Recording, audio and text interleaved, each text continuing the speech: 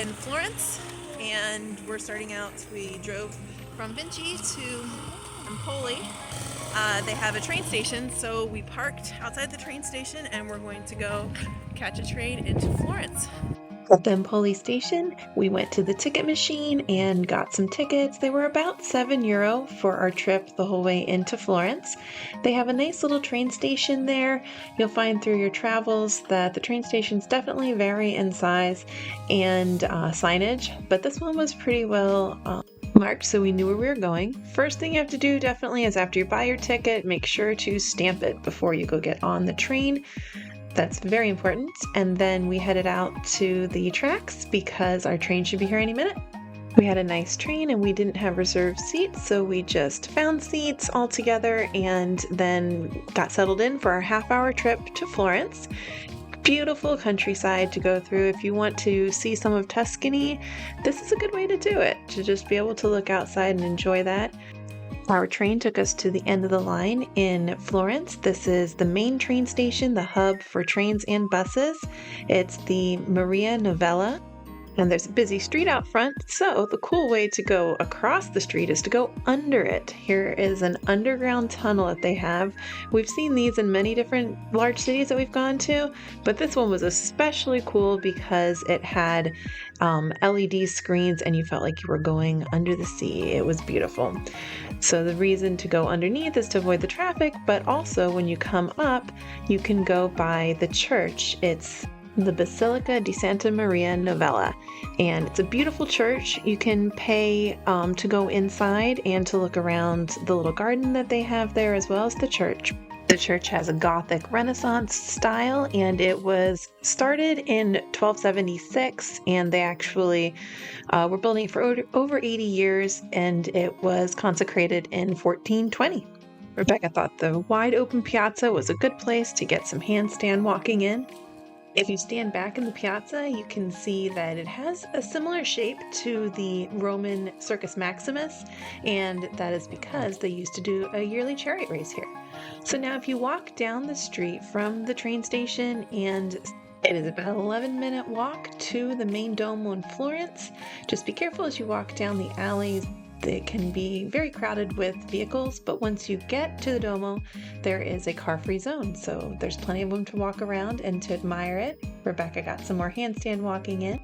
The formal name for this iconic church is the Cathedral of St. Mary of the Flower, but most people just know it as the Duomo of Florence. It was built during the same time as the Maria Novella Church. To the left here, the circular building is the baptistry, and it is the baptistry where Amerigo Vespucci, Dante the poet, and even the Medici family all were baptized. However, the most well-known thing about this baptistry are these doors. Michelangelo called these doors the gates of paradise, and he said that it was one of the most beautiful things that was ever made. However, these are actually reproductions. If you want to see the real thing, you have to go into the museum and pay the ticket. The unique facade for this church, the stripes are made of a green and pink marble, and it's very unique, something that you won't find very many other places.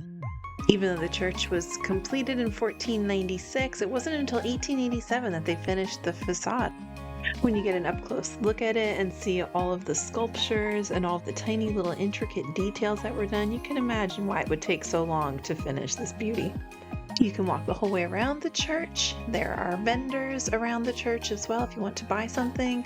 But when you walk around the church, you can see just how massive it is. And it actually is one of the largest churches in all of Italy. And that dome right there is a very well-known dome.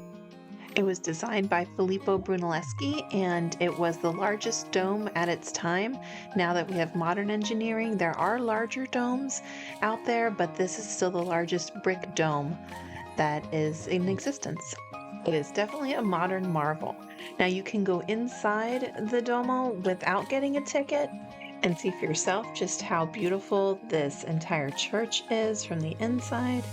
Most churches do not allow photography and have signs up. However, a lot of people were using their phones in this church, and I didn't see anything that specifically said that we weren't allowed to. So we did take some pictures and some videos. They had a beautiful marble floor with tiling reminiscent of the front of the facade. And as you can see, the burning candles like most Roman Catholic churches that you go into. There are little places that you can leave money for an offering. And as you go to the front, you will get close and you can look up into the dome. That was my favorite part. Those frescoes on the dome were amazing. They were actually painted. Is of the Last Judgment, and it was painted by Vasari.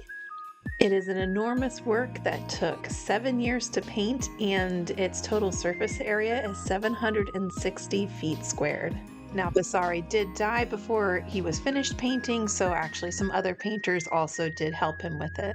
You can purchase a ticket to go up on the walkway around the top there where you see the railing.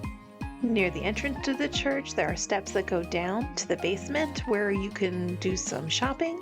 They have lots of souvenirs, and there are also lots of ruins from the first 2 churches that were built on this site before this church was built. And Brunelleschi himself was actually buried underneath the church right here. All of this is free for the public to see. We didn't actually pay to go and see anything, but if you walk over here, you will see that they have an even larger area if you're really interested in the excavation underneath the church. This is a great place to come. You can pay for the ticket that lets you go and walk through. We didn't do that, but you can see right here they have a lot of digital displays and a lot of artifacts to look through. So after that, we decided it was time for lunch. We went just across the street to the Osteria del Proconsolo, and we had a wonderful lunch. It's a beautiful little place, lots of good Italian ambiance. The prices were good, and they had a nice menu with some authentic Italian cuisine, and my favorite thing was, of course, the lasagna. So from the church, if you just take a 6-minute walk down the streets, you'll get to La Fontana del Porcellino. And this is a pig statue, and you're supposed to feed him a coin and rub his nose. As you can see, he gets a lot of rub. And this is said to give you good luck. So, of course, we had to take part in the tradition, and right around there you will see there are a lot of leather shops and a lot of stands if you want to buy something. Around the corner and down the street, you come to Piazza della Signoria, and this is an outdoor area, large piazza. They have a lot of different statues there that you can see the works of art, and this was a place that many people would gather and view the sculptures and the works of art.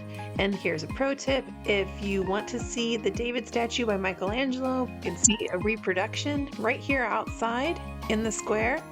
And that can save you €20 ticket on the fee to get in to see him at the Galleria dell'Accademia. Now we are right next to the Uffizi Gallery, so let's go walk on over there.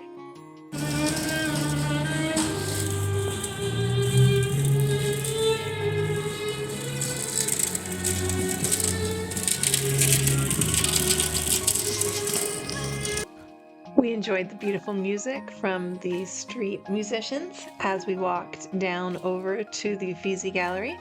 To get in, you have to buy a ticket, which will cost you about €12. I do recommend that you get your tickets before you go because there's no guarantees that they will have any tickets left, especially during their busy season.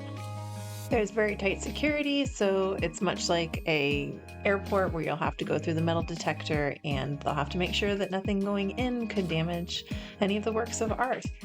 And as you look around and see the galleries, they had many rooms full of statues and paintings and whole hallways. It was really nice. They had a lot of windows because it let in a lot of natural light.